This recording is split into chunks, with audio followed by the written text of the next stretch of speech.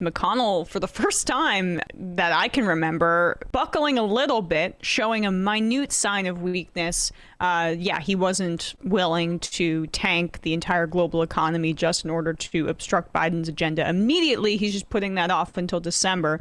We won't know how that's going to play out for a few weeks at this point, but it does buy Chuck Schumer and the Democrats some time as they're also juggling this reconciliation process. Now, speaking of the reconciliation process and the Build Back Better agenda, Joe Manchin, he is one of the 2 U.S. senators holding up the entire Biden agenda, which has already been whittled down. We should point out the Build Back Better infrastructure plan was initially around 6 to 7 trillion as over 10 years, as imagined by Senate Budget Chair Bernie Sanders, who we'll be speaking about in a bit.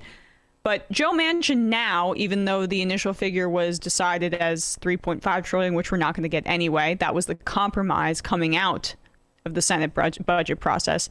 Manchin still wants it whittled down to around 1.5 trillion over 10 years, which is very, very small comparatively to what was initially imagined. And he spoke to the media yesterday because the sun rises in the east and sets in the west.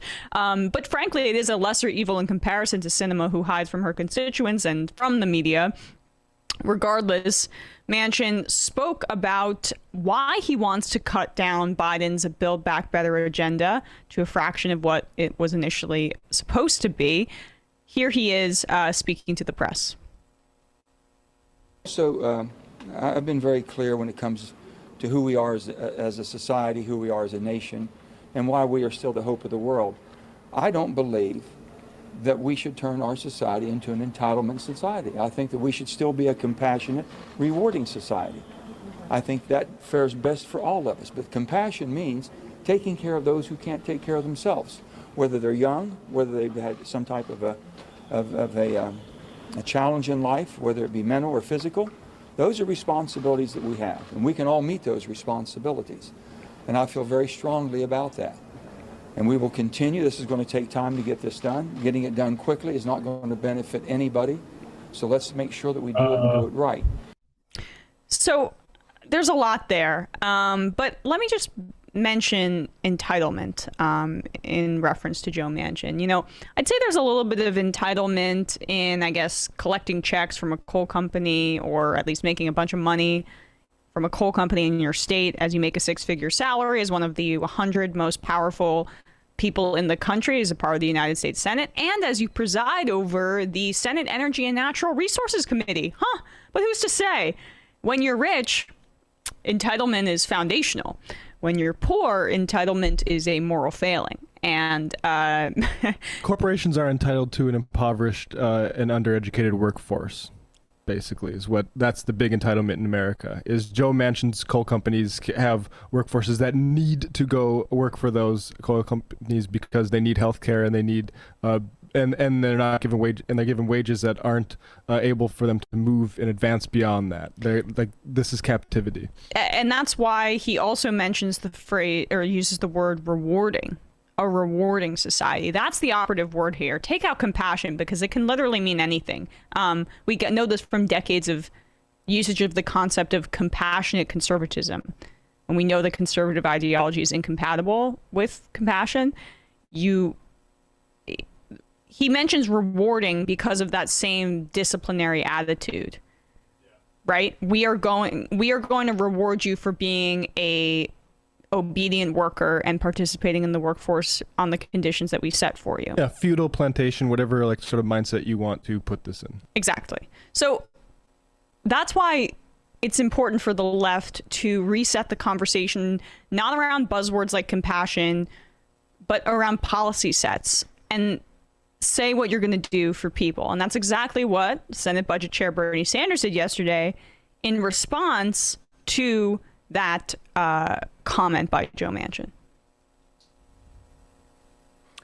Now, Senator Manchin, as I understand it, talked about today about not wanting to see our country become an entitlement society. Well, I am not exactly sure what he means by that. Does that mean that we end the $300 direct payments for working class parents, which have cut childhood poverty in this country as a result of the American Rescue Plan in half, is protecting working families and cutting childhood poverty and entitlement. Does Senator Manchin think we should once again have one of the highest levels of childhood poverty of any major country on earth? That's the point, right? That's the point. Manchin defines entitlements, or these things as entitlements, which are in Build Back Better. Universal pre-K, those toddlers, those kids are so entitled. Medicare expansion, dental, hearing, and vision, and that an extension of the child tax credit, which Bernie talked about how it did alleviate poverty, paid family and medical leave. These are things that he claims are entitlements, and that's what the focus needs to be. But Joe Manchin's daughter is entitled to jack up the prices of EpiPens and make people buy 2 of them because she's the CEO of a company that she rose to that position lying about her business degree, and which she was also entitled to West Virginia University covering up that she lied about that while her dad was a governor. So that's entitlements. Interesting who gets entitled to what in this country. Right. And what is defined as an entitlements versus just basic humanity. I also want to note that Bernie's being based all over the place over the past 48 hours. He also declined to sign on to Cory Booker's letter to condemn the protesters in Arizona who spoke to Sinema in the bathroom because the bathroom is a sacred place.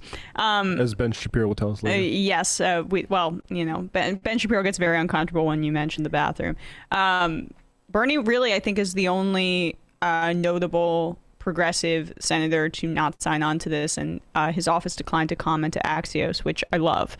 Elizabeth Warren signed on. Cory Booker obviously spearheaded this effort. Bernie Sanders understands that this is righteous anger that protesters are directing at Sinema and Manchin as well. And this is going to be the consequence if you stand in the way of legislation that helps people. You're not going to be comfortable in the streets and in the bathroom and on your yacht. That's not going to be the case. And so keep the pressure up, because we've got, at the very least, one person in the Senate who understands. And luckily for us, he's got a pretty powerful position as budget chair. And so hopefully he'll continue to hold the line.